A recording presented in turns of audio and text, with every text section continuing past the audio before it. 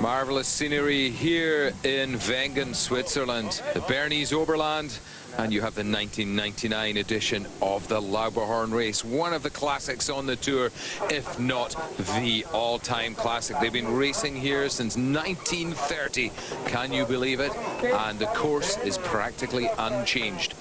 First racer in today's competition, Hannes Trinkel of Austria.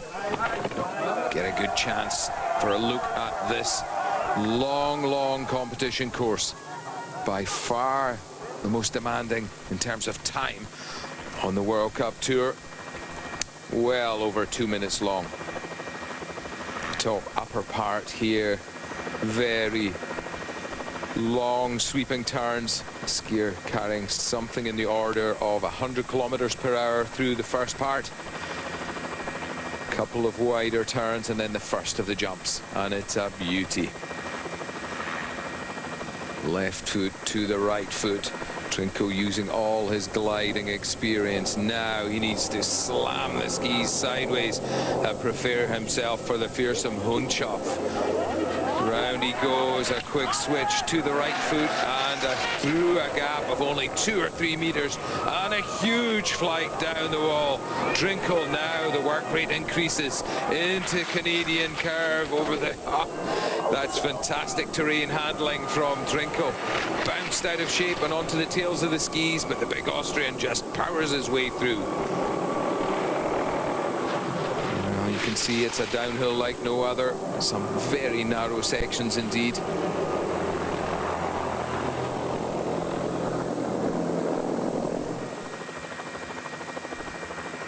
This part very deceptive from our helicopter shot. Speeds here some years have approached 150 kilometers per hour. Incredibly quick. Gliding skills are so important through here. Although the turns keep the skiers sweeping left and right, they must be executed with a very light touch. No over-edging of the skis, because the turns are so long, a lot of time can be lost within each and every one of them. Trinkel now, the legs completely on fire. In most ordinary World Cup downhills, the skier would have his skis off and be leaving the finish area, but the finish S beckons. Rock solid and icy. Trinkel has saved his best for last. A very clean couple of turns to get him across the line in 2:25.66 seconds. Well, with barely a mistake, Hannes Trinkel sets the mark here on the Lauberhorn. If there was an error, it was this. A small wobble by his standards going into Canada curve, but the power of Trinkel really immense and enough to pull him through. Now the oxygen debt now being felt. Trinkel struggles to get his breath back as we look to the top of the hill. Switzerland on their feet, cheering on the pocket rocket Didier Kusch. Different build of skier to Trinkel, much lighter, and perhaps that's why he doesn't have the speed or the time on this top section. Now we've missed the top 30 plus seconds. Here he comes to the Hundschapf. Beautiful flight, very clean in the air, very early back on the skis, and consequently much cleaner into this section than the Austrian was just a couple of minutes earlier. Good entry now out onto the road, Alpine. Just a little track where in the summer the farmers bring the feedstuffs up to the animals. And a pretty high-speed motorway for the world's best skiers. Down now, under the railway track. Get the timing right, we'll see a train going over there in a minute or two. Kusch coming off the flats. 2:10. Well, it shows how important gliding skills are on this course. Many years ago, Peter Muller really had it mastered. He was the king of the gliders and many times became the winner here for the Swiss. But today, Switzerland will have to pin their hopes on one of their other skiers. Trinkel stays on top. Didier Kusch cannot answer. 3.42 seconds down. And, well, very unhappy with his race performance today. Look back at the start. Bigger, stronger men can make time here, but Kusch really trying perhaps too hard to get the momentum generated.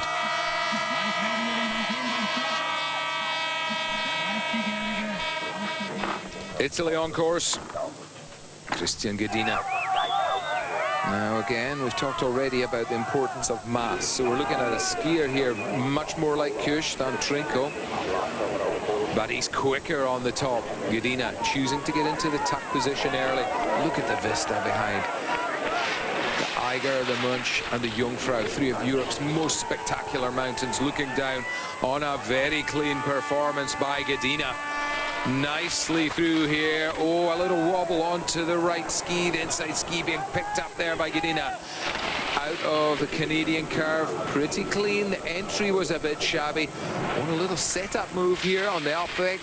Through this section, it's so narrow. The skiers, they sometimes drift the skis a little to the side, just to, like a rally driver, setting the car out to the wide side of the corner and then cutting in on the apex.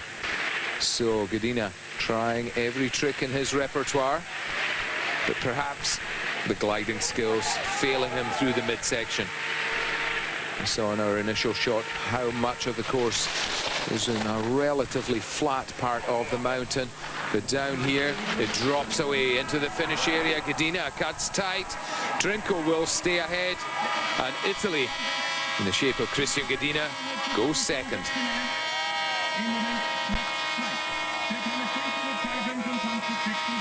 Slow-mo here. These are the S turns at the finish. Look how hard he's struggling for grip. So much pressure there. The skis digging in very, very deep.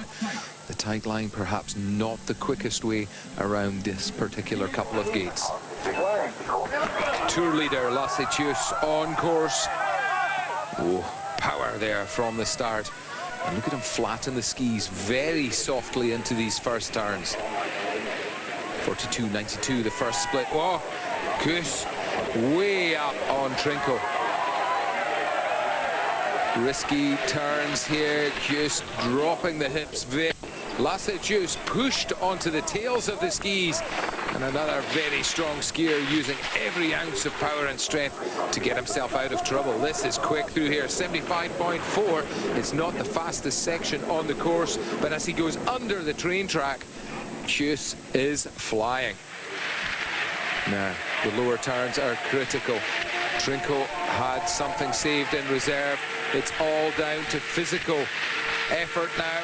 Has Kjus prepared well enough through the summer months in the gym? He goes in so hard, right onto the tail. That was a big, big mistake. He had time in hand, but some of it surely has gone, but not all.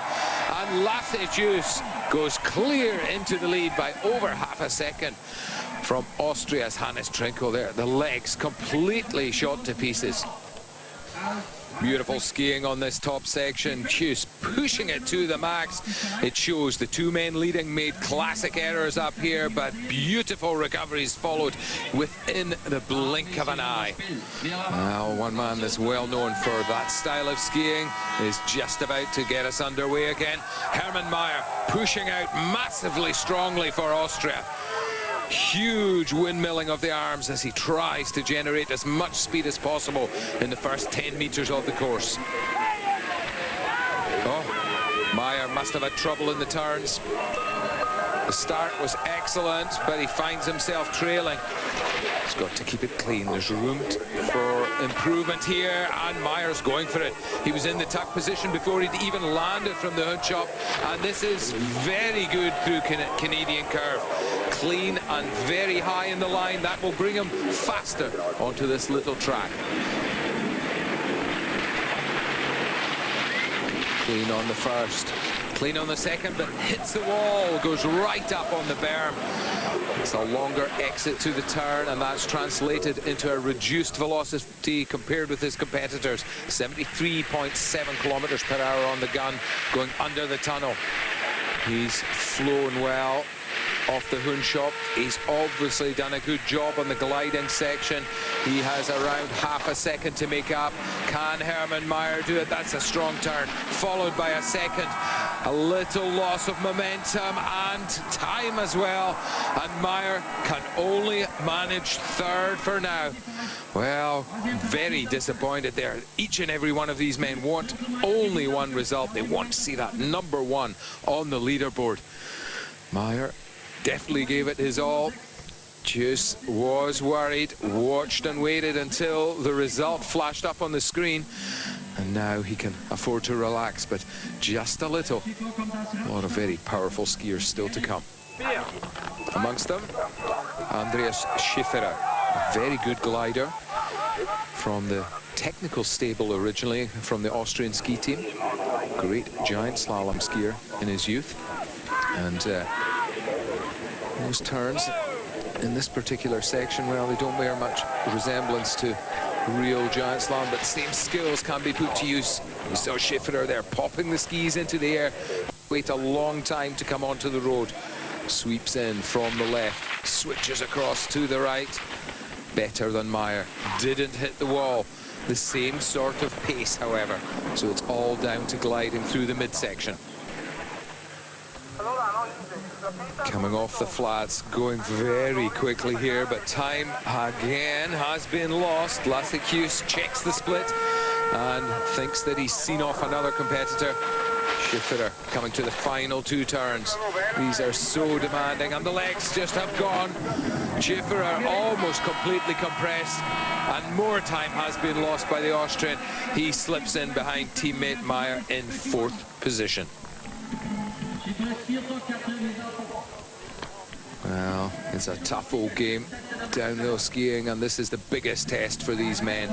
Look at that outside leg of Schiffer. He is massively strong, but just does not have enough left after 2 minutes of pounding to hang on to the carve. Lasse Kjus of Norway, fastest so far here in Wengen. On the edge of the Hundschop, big crowd gathering to see the best skiers in the world battle it out here in the 99 edition of the Lauberhorn race. Wengen host village here, high in the Bernese Oberland. Fantastically beautiful part of the world, but no time to check the scenery for Werner Franz, the Austrian, getting things underway on the top section of the course very strongly. Big angles coming onto the Hundschop and a long flight. Well, that's delighting the crowd. The Minchkante, another fearsome jump.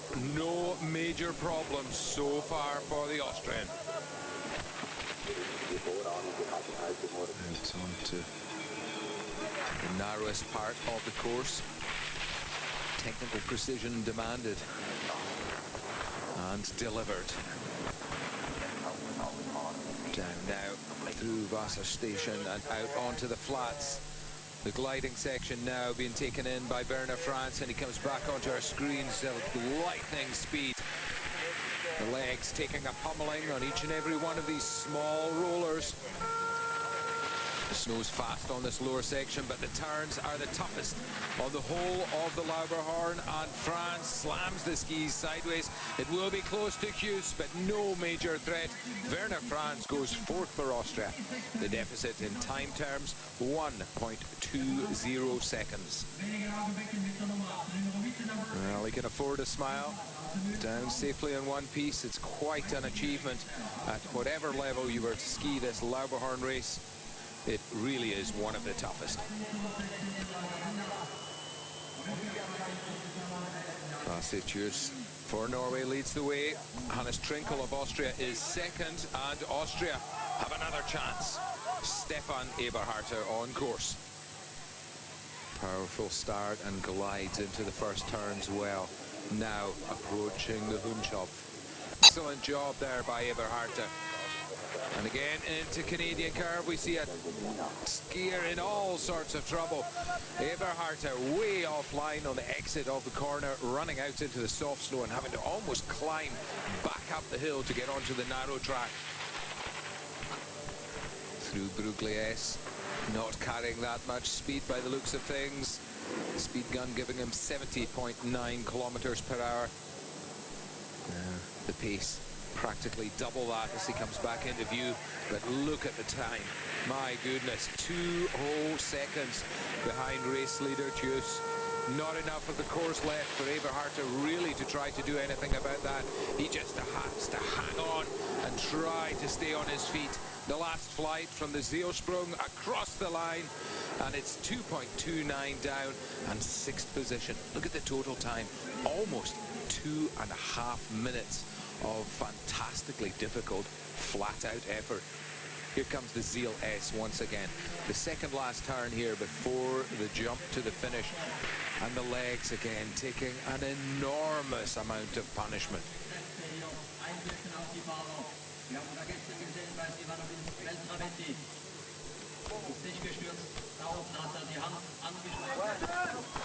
Norway lead, and at the top of the mountain, Norway are on course again this time. Kjetil André Aamodt, another man who could be a contender. 42.56 his teammates' time, and Aamodt, well, perhaps they've shared a secret or two about the top 40 seconds off. Tidier than teammate Kjus through the Canadian corner, and very quick out onto the road. This could be a 1-2 for Norway. That would be a major upset for the Austrians. They're packing them in positions 2, 3 and 4 behind Kjus. But a mistake from Aamodt, possibly leaving it open. 64.7, that's one of the slowest speeds we've seen going under the tunnel so far today, and that's reflected in his exit from the flats, now 1.41 off his teammates' pace. Aamodt clean in here, a fantastic athlete, and so clean in the Zeel S. A little skid and a long flight to the line. He's safely across, but it's only 6th position. Norway cannot muster the 1-2 here on the Lauberhorn. And Aamodt does not look pleased with himself at all. Now, this is where a lot of that time was lost. The Bruglies, the narrowest and possibly the most technically demanding section of this Lauberhorn piste. Aamodt lucky to get away and not slam into the protective barriers on the exit of the curve. Number 1 position belongs to this man, Kjus. Can he hold on for the whole of this race? Fritz Strobel. Around the top couple of curves. Strobel bouncing around a little bit. He's going quick. Quarter of a second. That's not a lot of time, and it would certainly be enough to put him into 2nd right now. And he is clearly in a position to threaten the top of the leaderboard. The Hundschaft is clean. The Minchkante very well taken, and that's allowed him a tight line around the inside part of the Canadian corner. He's going quickly onto the road, stays low. Getting choppy here now, the skis chattering from side to side. He's running out of space, and he's up against the wall. What a lucky escape for Strobel. It's cost him, what, 10 kilometers per hour on their race leader as he goes under the tunnel. And really, you have to wonder, can he get it back? He's certainly trying. Less than a second. This is still a good run from the Austrian Strobel. Good enough for a top 3 at this point of the proceedings. In very direct to the S, and goes so wide, he's off the course. Through the finish flag, and Strobel pushes it to the limit, and then a little bit too far beyond. Very lucky to still be on his feet in the finish area, but frustration there. That was a strong run from Fritz Strobel. Let's take a look at it again. A little too straight in the first of these curves, and from here on in, there was no getting back inside the next directional control gate, and Strobel takes to the air with a flag wrapped around his leg, inches away from the protective nets.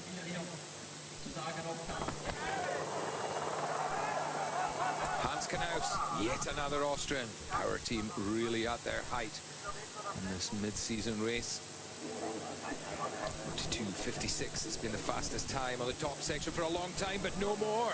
Hans Knaus inside by a 1/5 of a second.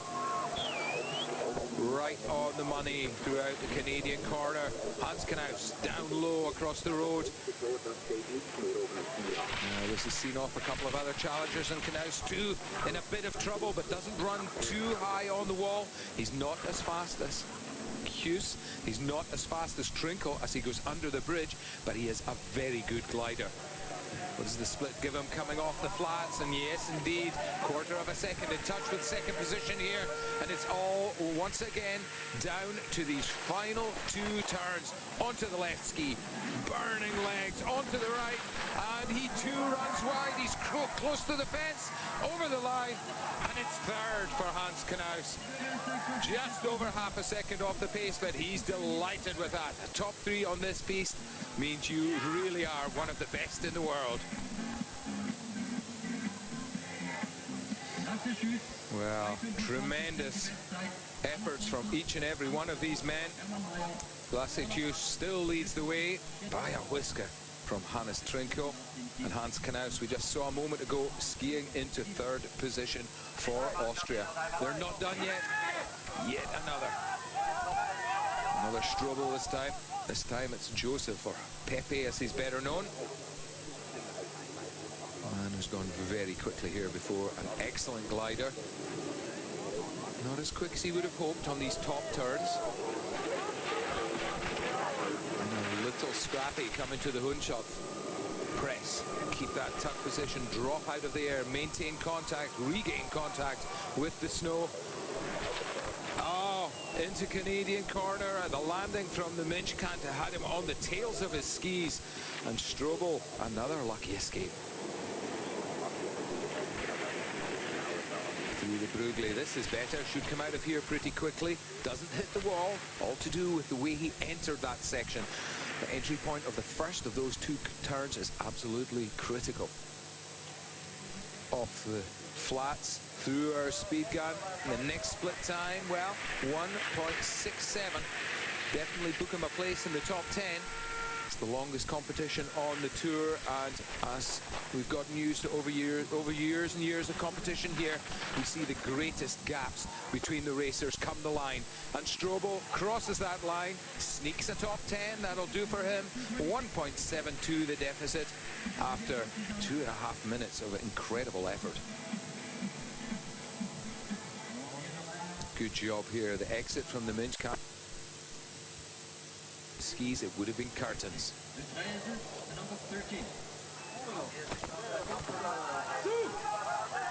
Italy still have a few cards in the deck. Pietro Vitalini next up.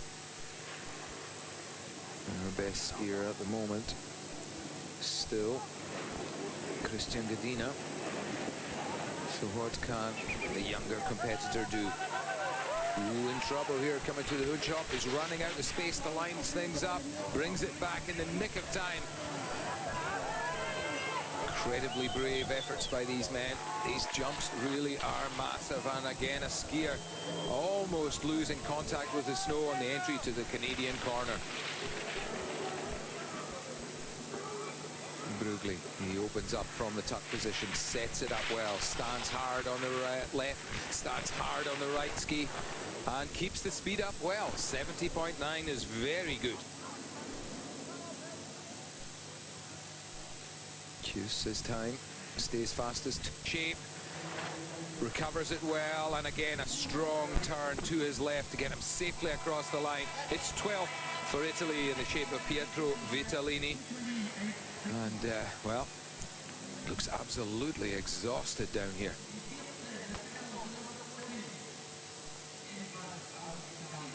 Skiers judge themselves very harshly, but it's a victory for Kjus. There he is, giving interviews to the world's media, and a fantastic day for him, securing himself #1 spot at the top of the World Cup downhill standings. That red bib he wears belongs to him and no other.